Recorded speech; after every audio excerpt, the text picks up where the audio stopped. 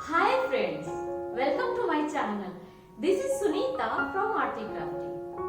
Today again we will learn how to draw a beautiful flower on our chalkboard with a colorful chalks. So let's get started.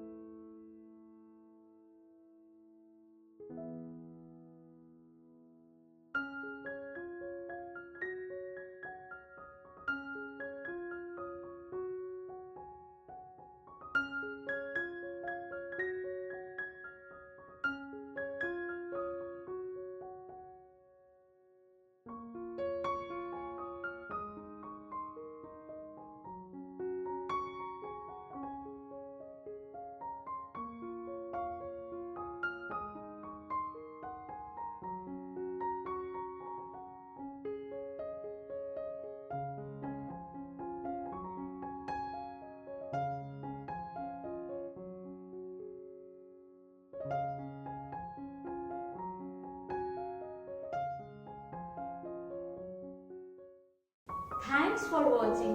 Hope you like my video. So please like it, share it and subscribe it. And if you have any suggestion, please write it in the comment box below. See you in the next episode. Bye.